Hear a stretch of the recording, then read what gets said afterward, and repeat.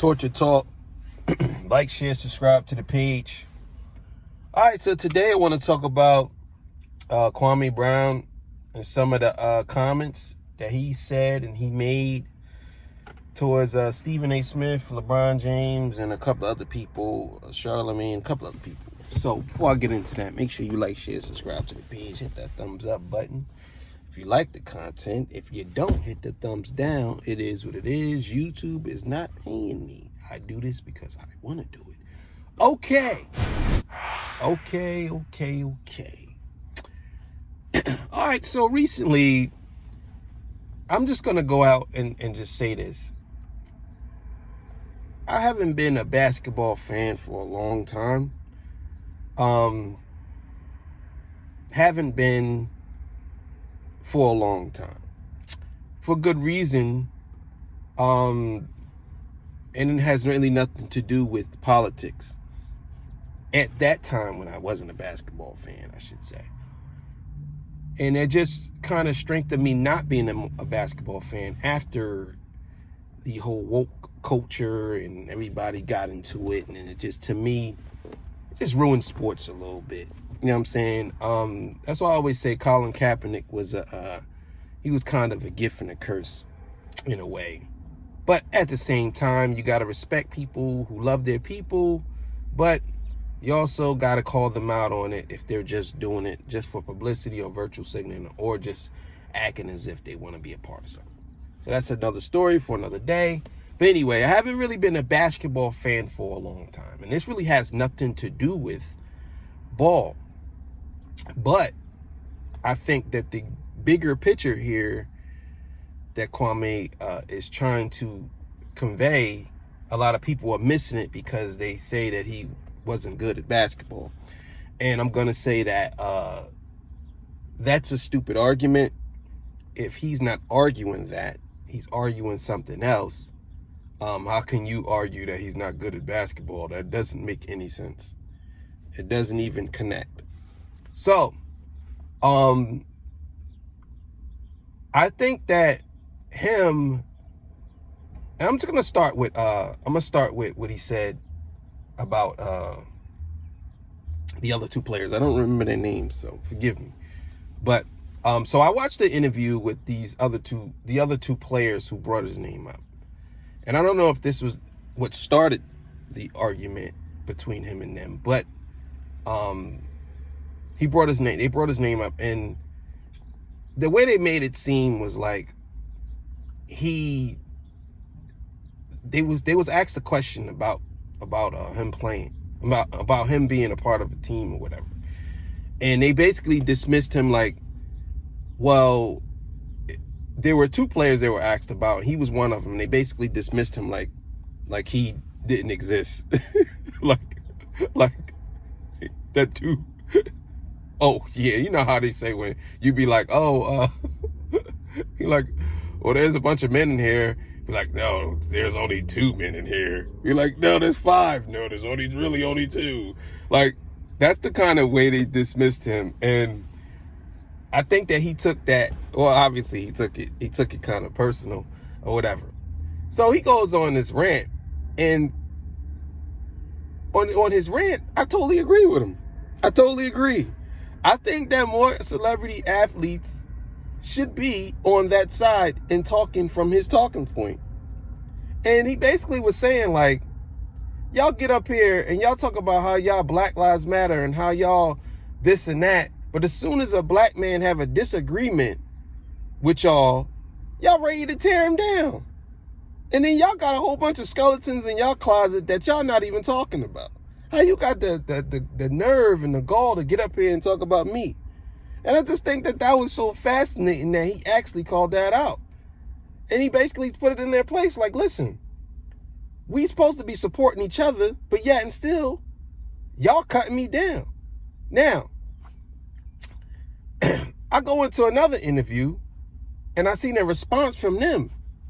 And they basically still talking about basketball. So they like, well, don't get mad at me because you was a scrub and you wasn't good. Don't get mad at me. And then the other player was like, well, I'm like this. you could come to my podcast and we could either box before or after. What? So let me get this right. Because the man defended himself and he basically said that y'all shouldn't be cutting down black men because your whole thing is you support Black Lives Matter, but yet and still you got a whole lot to say about another black man. You cutting him down. You talk about boxing and you're talking about he's still a scrub at basketball. Don't get mad at me. Like, it's not even that. It's like the disrespect. Y'all, it seems like to me, y'all went out y'all way to disrespect that man. Y'all could have said, oh yeah, well, some say, I didn't think he was really that good of a player, you know what I mean? But he made it to the NBA, so obviously he had some type of skills. He had to. He made it to the NBA. You know what I'm saying? So I look at it from that point of view. And I think that was wrong for them to do. So I agree with him on that. Then I watch another clip of Stephen A. Smith. And Stephen A. Smith is going off on this dude. Now, granted, I know a little bit about Stephen A. Smith. Stephen A. Smith is he used to play ball, but he's an announcer. He's a personality. That's what he does. And he don't just rag on certain people. He goes off on a lot of people. And I think that what Kwame was saying was, you went out your way to cut down a 16 or a teenager or a young man. You went out your way.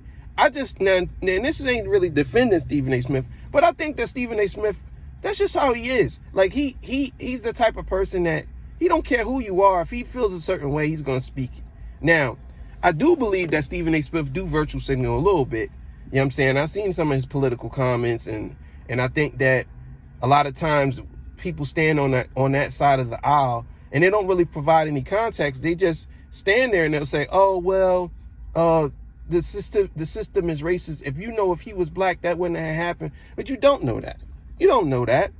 You don't know that. Most of the sports that we live in are predominantly black. So you can't say, oh, well, if he was black. No, it's kind of reversed. If he was white, they probably wouldn't have did that. You know what I'm saying? So I don't really want to hear that whole argument about it's systemic racism when it comes to black athletes, when the majority of athletes are black, and that's going through all sports. Maybe not baseball, but all the other sports. A good percentage of them are in charge or team leaders or team captains. So if you want to say, oh, well, the coaches and the owners, that's a whole nother argument. But we talking about the players, and Kwame is a player. So Kwame gets on there and he basically breaks Stephen A. Smith down. He basically tells him, like, listen, y'all so focused on all this other extra shit and all this bullshit when the truth be told, it's so much more going on. And it seems to me like when y'all have a disagreement with a black man who don't agree with the agenda or the narrative that's going on in this country, y'all have a problem with it. But y'all screaming Black Lives Matter. Y'all screaming that y'all support black people. But yet and still, as soon as you have a disagreement with black people, it is what it is with y'all. And I thought that was fascinating. But I have to defend Stephen A. Smith a little bit on that because that's just how he is. But at the same time, I get where Kwame's coming from. I get where he's coming from. You know what I'm saying? I get it. I really believe that a lot of these people, they just say that they support Black Lives Matter, and that's not what they support. They support their own agenda or whoever they affiliated with. That's it. They don't really support black lives. You know what I mean? Because 10 years ago, it wasn't even about Black Lives Matter. And these are the same people that were talking. And they supported who they was affiliated with. So as simple as that. And then he makes a video about LeBron James. Now, I've been saying this about LeBron James, that LeBron James is kind of like, he's kind of like Colin Kaepernick in a way when it comes to basketball for me, but a little bit different. they in the same boat, I would say. And I think Colin Kaepernick, he learned his lesson, and not in a bad or a good way. I think he just learned the lesson that, you know, you stand for something and the ripple effects can be consequential or not. And I think that both sides hit him. But as far as LeBron James goes, so Kwame gets on it and he says something that's been on my mind the whole time about things that people should be saying to these celebrities or these liberals or whoever you want to call them. It's like, why you never talk about how to keep your man, how to structure the family, how to be successful. You always talk about how we not successful and how we're being held down, but you're successful. I never understood that until he said that, and I said, damn, I've been thinking that same thing for the past 5 years. Why is it that people like LeBron and all these other celebrities that virtue signal and claim that they support Black lives, why are they always trying to hold you down instead of giving you the blueprint and telling you, listen, here's what I'm going to make a website, and I'm going to explain to y'all, or a YouTube page, and I'm going to help y'all get to where you need to be. This is where we can go. Instead of you saying, well, this country is racist and we're being held down and by systemic racism. And you listen, and I'm going to be clear. I'm going to be as clear as possible. People like Michelle Obama, people like LeBron James, a bunch of other people that's in the same boat. To me, you can't tell me that this country is systemically racist when you are a multi-millionaire. And I get it that the country can be systemically racist. Don't get me wrong. But I am saying, coming from you, it doesn't sound right. Because you can't tell me that you at the hierarchy with these people that you claim is systemically racist, but you ain't making the proper steps or even talking about how you can change or how we can be better as people. The only thing you're doing is race baiting and making people feel like they can't do nothing for themselves.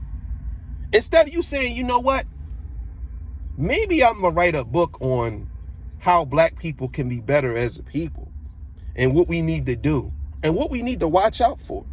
Instead of me saying, these people don't love you, this country don't love you, they never will, these and you roll with the same people that you talking about that don't love me, that don't love us. The same people, you run with these same people, you work for these same people, you do jobs with these same people. You shake hands and hug and some of y'all even sleep with the same people that you're talking about. Some of y'all even married to the same people that you're talking about. Some of y'all people even love the same people that you're talking to. They're telling me that I should do something different. And when Kwame said that, it kind of opened my eyes to a lot of different things. And I said, damn, as a Black man, he's right. Now, I'm not going to sit here and put this pressure on LeBron and say, oh, well, LeBron James is responsible for everything. No, I'm not. But if you're going to open your mouth and give a take on something, then I'm going to critique you and say, well, I think you should have did it this way. Because I believe that LeBron James, in the position he has a lot of power where he can influence a lot of different things. And to me, it just seems like instead of him influencing things in a good way, he's basically influencing kids to basically hate their fellow kids. And not to say that he's doing that on purpose, but when you do things subliminally or you say things subliminally, it does happen that way. And I think that a lot of times when you tell kids, oh, well, you need to understand your history. And half these people that's telling you this, they don't even understand the history. They don't even know they can't even name the first 5 presidents.